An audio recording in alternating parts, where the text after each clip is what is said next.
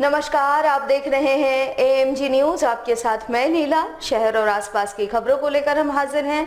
शुरू करेंगे प्रमुख खबरों से। संविधान दिवस के मौके पर जिले के तमाम सरकारी कार्यालयों में संविधान प्रस्तावना का किया गया पाठ। जिले के उपायुक्त ने तमाम आला अधिकारियों को दिलाई शपथ। श्रम कानूनों में बदलाव एवं निजीकरण के खिलाफ देश भर में आहूत बंद का दिखा शहर में मिला जुला असर। जमशेदपुर में ट्रेड यूनियनों के द्वारा किया गया विरोध प्रदर्शन। जिले में संभावित तौर पर बढ़ सकता है कोरोना संक्रमण। स्वास्थ्य विभाग ने जारी किया है हाई अलर्ट। लोगों को रहना होगा सचेत।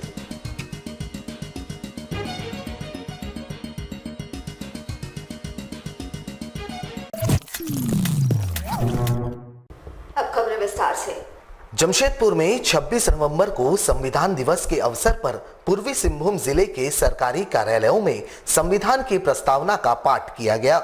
जिला सभागार जमशेदपुर में उपायुक्त सह जिला दंडाधिकारी श्री सूरज कुमार ने प्रस्तावना का पाठ किया, जिसे उपस्थित सदस्यों ने दोहराया एवं संविधान में निहित मार्ग पर चलने की शपथ ली। इस अवसर पर उपायुक्त ने सभागार में उपस्थित सदस्यों को संबोधित करते हुए कहा कि हमारा संविधान समस्त कानूनों का मातृत्व कानून है तथा पूरे संविधान का निचोड़ प्रस्तावना में निहित है। उन्होंने सभी सदस्यों से अपील की कि संविधान के उद्देशिक एवं प्रावधानों का अक्षरशः अनुपालन करे तथा अपने व्यवहार से संविधान की गरिमा सुरक्षित रखे। उपायुक्त ने कहा कि समतामूलक समाज के निर्माण में संविधान में दर्ज हर अक्षर का अपना महत्व है। संविधान में देश के सभी नागरिकों हेतु समान कानून एवं समान अधिकार की बात उल्लेखित है।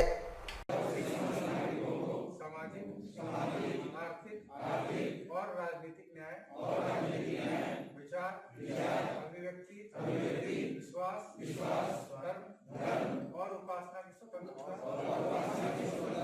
प्रतिष्ठा और अवसर की समता प्राप्त कराने के लिए तथा उन सब में व्यक्ति की गरिमा। श्रम कानून में बदलाव एवं देश में बढ़ रहे निजीकरण के खिलाफ तमाम ट्रेड यूनियन के द्वारा संविधान दिवस के मौके पर देशव्यापी हड़ताल का आह्वान किया गया। जमशेदपुर में भी ट्रेड यूनियन के द्वारा हड़ताल का समर्थन करते हुए धरना प्रदर्शन एवं रैली निकाली गई। साथ ही भारत के राजपत्र के प्रतियों को भी जलाया गया। इस विरोध प्रदर्शन एवं हड़ताल में एटक, इंटक, सीटू समेत तमाम ट्रेड यूनियन शामिल हुए। साक्षी के नेताजी सुभाष मैदान में सभी एकत्र होकर केंद्र सरकार द्वारा लाए गए नए श्रम कानून का विरोध जताते नजर आए। धरने के दौरान इनके द्वारा जमकर केंद्र सरकार के खिलाफ नारेबाजी की गई। वहीं इनके द्वारा नए श्रम कानून से संबंधित भारत के राजपत्र के प्रतियों को भी जलाया गया। प्रदर्शनकारियों के अनुसार देश में केंद्र सरकार जबरन मजदूरों की नौकरियों को छीनने का प्रयास कर रही है। किसान बिल में संशोधन कर किसानों को आत्महत्या करने पर मजबूर कर रही है। वहीं देश भर में रेल, बैंक व कई सरकारी उपक्रमों को निजी हाथों में सौंपकर देश को आर्थिक रूप से कमजोर करते हुए देश को निजी हाथों में बेच रही है। इन तमाम मुद्दों का विरोध ट्रेड यूनियन के साथ साथ देशवासी कर रहे हैं। इन्होंने कहा कि 26 नवंबर को देशव्यापी हड़ताल केंद्र सरकार के इन्हीं काले कानूनों के विरोध में चरमबद्ध आंदोलन का हिस्सा है और जब तक इन कानूनों को वापस नहीं लिया जाता तब तक ये आंदोलन जारी रहेगा।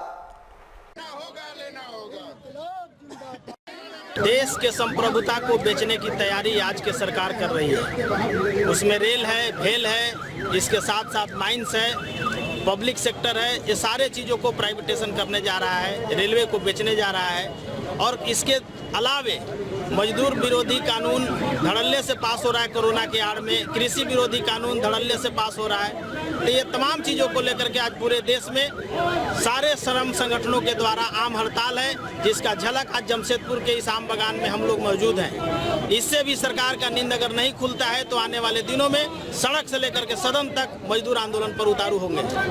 भारत सरकार के मजदूर विरोधी नीतियों के खिलाफ में, किसान विरोधी नीतियों के खिलाफ में, उस आह्वान के तहत आज पूरे देश में स्ट्राइक पर हम लोग हैं, हड़ताल कर रहे हैं। आप सभी को विदित है कि ये सरकार जब से सत्ता में आई है तब से मजदूरों के खिलाफ इस देश में नए कानून बन रहे हैं। 100 सालों में जो ट्रेड यूनियन लीडर्स लड़ करके मजदूरों ने लड़ाई लड़के जो कानून अपने पक्ष में कुछ बनवाया था भारत में, वो सभी कानूनों को खत्म करने का प्रयास चल रहा है, कमजोर करने का प्रयास लगातार चल रहा है। पूंजीपतियों को सरकार खुलकर मदद कर रही है और गरीबों के खिलाफ निर्णय ले रही है और हम लोग अंतिम दिन तक लड़ाई लड़ेंगे और किसी भी हालात में भारत सरकार की इस नीति को बर्दाश्त नहीं करेंगे। पूरे जिले में वैश्विक महामारी कोरोना पर नियंत्रण के लिए स्वास्थ्य विभाग पूरी तरह से तैयारियों में जुटा है। जहां शहर से बाहर गए लोगों के शहर वापसी के दौरान Tatanagar railway station bus stand पर विशेष तौर पर जांच की जा रही है। दीपावली छठ पर्व के बाद वैश्विक महामारी कोरोना के बढ़ने की संभावना तेज होती जा रही थी। इसको लेकर स्वास्थ्य विभाग भी पूरी तरह अलर्ट है। जहां जिले के सिविल सर्जन स्वयं हर स्थिति पर नजर बनाए हुए हैं। बाहर से आने वाले लोगों पर निगरानी रखी जा रही है। टाटानगर रेलवे स्टेशन समेत बस स्टैंड पर स्वास्थ्य विभाग के कर्मचारी तैनात है, जहां बाहर से आने वाले लोगों की जांच की जा रही है और पॉजिटिव पाए जाने पर उन्हें आइसोलेट किया जा रहा है। Civil surgeon doctor R N. Jha ने बाहर से आ रहे लोगों से अपील की है कि बाहर से आने के बाद व्यक्ति किसी के भी संपर्क में आने से बचे और कम से कम 14 दिनों तक सभी से दूरी बनाए रखे। ये स्तर था, उसमें हम लोगों ने काफी प्रयास किया, सबका सहयोग रहा। निश्चित रूप से आप लोगों का भी सहयोग था, जिसके कारण हम लोग कम से कम इस तरह पहुंच गए थे कि 2, 4, 6, 10 इस लेवल पर आ गया था केस। ऑलमोस्ट हम लोग खत्म की तरफ जा रहे थे कोरोना का। लेकिन अभी छठ पर्व हुआ है और दीपावली हुए, सारे लोग घर गए हैं, वहां से लौट रहे हैं और यहाँ भी बहुत प्रशासन की तरफ से बहुत ही इस पर प्रयास किया गया है और बड़ा ही सार्थक प्रयास हुआ है। लेकिन फिर भी एक दूसरे से मिलन होना और बाहर से लोगों का आना भी जारी है और रहेगा। इसके कारण थोड़ी उम्मीद लग रही है, ऐसा लग रहा है, अंदेशा हो रहा है कि शायद फिर से हम लोग सेकेंड स्पाइक की तरफ बढ़ जाए। इसके लिए इसके तहत सबसे पहले हम लोग जो बाहर से लोग आ रहे हैं, स्टेशन पर आ रहे हैं, बस स्टैंड में आ रहे हैं, गाड़ी से आ रहे हैं, सारे जगह प्रशासन की तरफ से पूरी चौक चौबंद व्यवस्था की गई है और चेक पोस्ट लगा करके सब जाँच हो रही है। स्टेशन पर हम लोग के कर्मी है और वहाँ पर वो लोग कोविड जाँच भी कर रहे हैं। बराबर रैट की जांच हुई है, कल भी 1000 के आसपास करीब जांच की गई है। इस तरह से रूटीनली हम लोग जांच कर रहे हैं और जो पॉजिटिव पाए जा रहे हैं उनको हम लोग आइसोलेशन दे रहे हैं और ताकि कि जो पॉजिटिव आ रहे हैं उनको कम से कम कंट्रोल करके हम ऐसा कर सके कि उसके स्थिति बिगड़ने न। आगामी वर्ष 2021 में होने वाले टोक्यो ओलंपिक्स के लिए जमशेदपुर में चल रहे ट्रायल कैंप का समापन गुरुवार को हुआ, जिसमें 8 तीरंदाज फाइनल 24 खिलाड़ियों में शामिल हुए। वैसे पुणे सिलेक्शन कैंप के लिए ये सभी चयनित खिलाड़ी रवाना होंगे। देश भर के विभिन्न राज्यों से आए 46 खिलाड़ियों ने इस सिलेक्शन ट्रायल में हिस्सा लिया था। गौरतलब हो कि जीआरडी स्पोर्ट्स कॉम्प्लेक्स में पिछले 4 दिनों से चल रहे सिलेक्शन ट्रायल का समापन हो गया। इस सिलेक्शन ट्रायल में 4 महिला एवं 4 पुरुष खिलाड़ियों का चयन किया गया। ये सभी 8 खिलाड़ी पुणे कैंप में शामिल होने के लिए रवाना होंगे। वहीं भारतीय खेल संघ के डायरेक्टर संजीवा सिंह ने कहा कि पहले से 16 खिलाड़ियों का चयन किया जा चुका है, जो इस वक्त पुणे में प्रशिक्षण प्राप्त कर रहे हैं। वहीं 8 तीरंदाज इस कैंप से चयनित किए गए हैं, जो पुणे कैंप में शामिल होंगे, जहां से 6 तीरंदाजों का चयन कर भारतीय टीम की घोषणा की जाएगी। उन्होंने कहा कि इस टीम से हमें काफी उम्मीदें हैं। सभी खिलाड़ी युवा हैं, जो टोक्यो ओलंपिक में अपनी दमदार उपस्थिति दर्ज कराएंगे एवं देश को मेडल दिलवाएंगे। अगर आप पेंडेमिक देखिएगा, पिछले 8 महीने से बच्चे प्रैक्टिस नहीं कर पाए थे, लेकिन इन्होंने अपने घर के अंदर में, जैसे कि हमारे प्रधानमंत्री जी ने बोला, हमारे जो खेल मंत्री ने बोला, हम लोग ने लगातार ई खेल पाठशाला किया। उनको तीरंदाजी के सूक्ष्म चीज़ों के बारे में, जो स्पोर्ट्स साइंस से रिलेटेड है, उसके बारे में बताया। कैसे बॉडी को फिजिकली फिट रख सकते हैं उसके बारे में बताया। टेक्निक के बारे में बताया कि क्या करना चाहिए कि जिससे कि आप ओलंपिक चैंपियंस या वर्ल्ड चैंपियन बन सकते हैं। तो ये जो कार्यक्रम हम लोग का अप्रैल से लेके 7 जुलाई तक चला, उससे काफ़ी फ़ायदा हुआ हमारे जितने भी कोचेस को, हमारे आर्चर्स को। उन लोग ने बहुत मेहनत किया, उसका रिजल्ट भी आपको देखने को मिला कि बहुत अच्छे बच्चे हैं। तो ये लोग और साथ ही साथ जो हमारे वहाँ बच्चे हैं, चाहे दीपिका हो, चाहे आपकी वहाँ पे अंकिता कर रही है, प्रैक्टिस कर रही है, आपकी जो मणिपुर के बच्चे जो वहाँ पे कर रहे हैं प्रैक्टिस, तो बमला देवी है। तो मेरे ख्याल से आने वाले में समय में इनको एक अच्छा टूर्नामेंट मिलेगा, एक कंपटीशन मिलेगा आपस में, और उम्मीद करते हैं कि अच्छा प्रदर्शन दे पाएंगे इन लोग 21 के ओलंपिक में। केंद्र सरकार द्वारा श्रम कानूनों में बदलाव के खिलाफ 26 नवंबर को आहूत देशव्यापी हड़ताल का समर्थन करते हुए सिंहभूम असंगठित कामगार यूनियन ने एक दिवसीय धरना देकर केंद्र सरकार का विरोध जताया। इस दौरान सभी ने काला पट्टी लगाकर विरोध जताया। कोरोना गाइडलाइन का पालन करते हुए इनके द्वारा धरना दिया गया। इस दौरान कांग्रेस पार्टी के जिला कमेटी भी इस धरने में शामिल हुई। जिला अध्यक्ष विजय खान ने कहा कि श्रम कानूनों में बदलाव कर केंद्र सरकार मजदूरों के अधिकार को छीनना चाहती है और ये किसी भी हाल में बर्दाश्त नहीं किया जाएगा। उन्होंने कहा कि आज इस काले कानून के विरोध में देश भर के मजदूर आंदोलित है और ये आंदोलन तब तक जारी रहेगा जब तक इन कानूनों को वापस नहीं लिया जाता।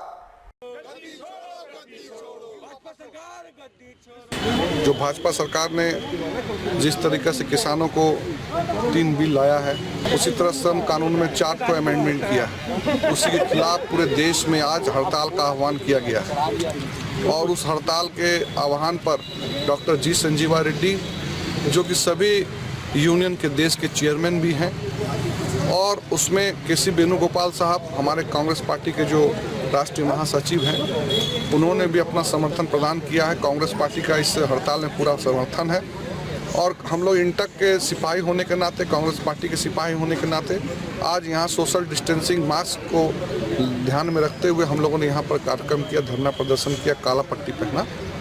और जब तक भारत सरकार इस किसान विरोधी, मजदूर विरोधी बिल को वापस नहीं लेती है, तब तक कांग्रेस और इंटक के लोग और सभी ट्रेड यूनियन के लोग मिल करके इसका विरोध करते हैं।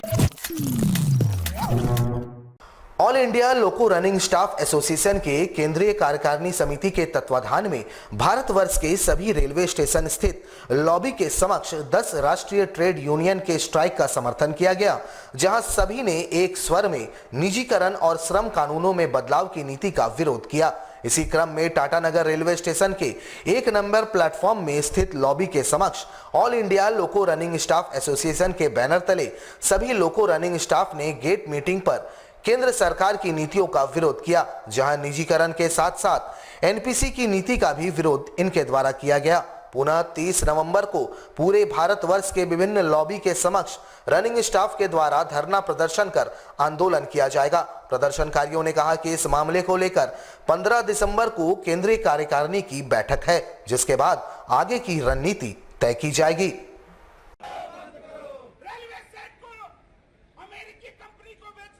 पूरे भारतवर्ष में सभी लॉबी के सामने जो 10 राष्ट्रीय ट्रेड यूनियन का जो स्ट्राइक है, उसका समर्थन में LRSA का जो निर्णय है कि हम लोग जो भी निजीकरण का नीति है, श्रम कानून बदलने का जो नीति है, NPS का जो नीति है, उसका विरोध में हम प्रोग्राम कर रहे हैं, गेट मीटिंग कर रहे हैं। सभी लॉबी में, देश के सभी लॉबी में ये प्रोग्राम हो रहा है। वैश्विक महामारी कोरोना का दौर अभी थमा नहीं है और कई अहम जरूरी दिशा निर्देशों के बीच लगभग सभी कार्यकलाप शुरू हो चुके हैं। जमशेदपुर शहर की सामाजिक संस्था सुरभि की ओर से गुरुवार को 11 निर्धन कन्याओं का विवाह पारंपरिक रीति रिवाज के साथ करवाया गया, जहां समाज के प्रबुद्ध जनों ने वर वधू को आशीर्वाद दिया। संस्था की ओर से वर वधू को नए जीवन की शुरुआत किए जाने के लेकर जरूरी सामान भी उपलब्ध करवाए गए। ज्यादातर कन्याएं शहर के सुदूरवर्ती ग्रामीण क्षेत्रों की थी। समाज के प्रबुद्ध लोगों ने सभी नव दंपतियों को नए जीवन की शुभकामनाएं दी। सुरभि शाखा के इस प्रयास की शहर में काफी सराहना भी हो रही है। आपको बता दें कि सुरभि मारवाड़ी युवा मंच की महिला इकाई है, जो सामाजिक कार्यों में खासकर नारी उत्थान कार्यक्रम शहर एवं आसपास के क्षेत्रों में चलाती है। वहीं संस्था के सदस्यों ने बताया कि उनका यह अभियान आगे भी जारी रहेगा। उधर वर वधू भी संस्था के प्रयासों से काफी खुश नजर आए। दिनांक 26 नवंबर 2020 को 11 निर्धन जोड़े का शुभ विवाह आयोजित किया जा रहा है। ये 11 निर्धन जोड़े जो बहुत ही ऐसे परिवार से कईयों के माता पिता नहीं, कईयों की आर्थिक स्थिति बहुत ही तंगी थी। जब हमें खबर मिला तो हमने उनको आशीष दिया कि हम जरूर उनका 11 जोड़ों का विवाह करवाएंगे। आज इसी पावन अवसर पे आप सभी का हार्दिक अभिनंदन है।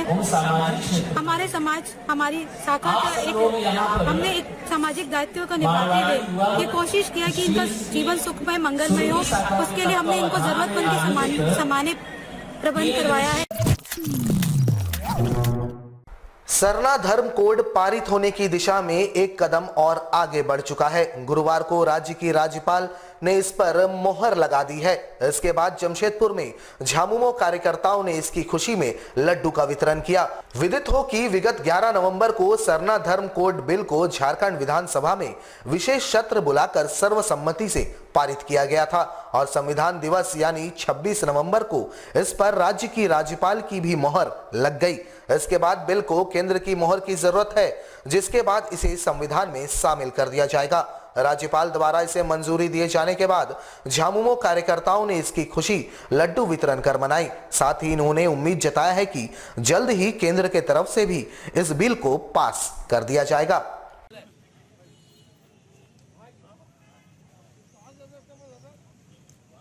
आज सबसे बड़ा खुशी है झारखंड के लिए और आदिवासी समुदायों के लिए जो सरना धर्म कोड का जो बिल पास हुआ है। और ये सरना धर्म कोड के लिए हमारे माननीय युवा सम्राट झारखंड के माननीय मुख्यमंत्री हेमंत सोरेन का नेतृत्व में और उन्होंने ये सरना कोड को पास कराने के लिए विशेष सत्र 11 नवंबर को बुलाया गया था और उस विशेष सत्र में तमाम लोगों ने सहमति दिया सरना कोड के लिए। और ये सरना कोड आज राज्यपाल के द्वारा भी पारित कर दिया, पास कर दिया, अब सेंट्रल में जाएगा। और हम लोग को पूरे झारखंड वासियों को पूरा उम्मीद है, आशा है, उम्मीद है कि ये सरना कोड पास होने से हम आदिवासी समुदाय को उत्थान कर लिए जरूर इसमें बढ़ावा मिलेगा। इंग्लिश मीडियम स्कूलों ने जिला प्रशासन के साथ बैठक कर एक निर्णय लिया है कि अगर कोई भी विद्यार्थी दोपहिया वाहन से स्कूल पहुंचता है तो उस पर कार्रवाई की जाएगी और स्कूल से बच्चे का नाम काट दिया जाएगा। उधर इस तुगलकी फरमान के खिलाफ एक बार फिर अभिभावक संघ सड़क पर है।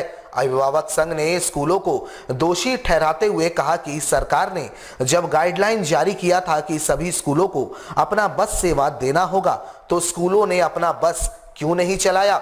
बस नहीं होने के कारण मनमाने ढंग से स्कूल वैन और ऑटो भाड़ा वसूलते हैं और ऐसी स्थिति में अगर कोई अभिभावक अपने बच्चों को मोटरसाइकिल से स्कूल भेजेंगे तो इसमें गलत क्या है।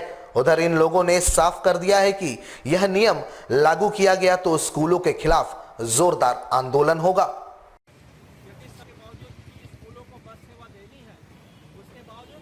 जमशेदपुर के निजी स्कूलों में बच्चे दोपहिया वाहन से स्कूल न आए, इसके संबंध में अभिभावकों से शपथ मांगे गए। बच्चे दोपहिया वाहन से अगर स्कूल आ रहे हैं तो उसके जिम्मेदार स्वतः स्कूल प्रबंधन ही है, क्योंकि सभी आदेश और दिशा निर्देश होने के बावजूद भी जमशेदपुर के स्कूलों द्वारा बस नहीं चलाया जाता है। बच्चे निजी वाहनों से स्कूल जाने को मजबूर हैं और निजी वाहनों की स्थिति किसी से छिपी नहीं है। हमेशा दुर्घटनाग्रस्त होने के बाद बच्चे को चोटिल होना जमशेदपुर शहर के लिए एक आम समस्या हो गई।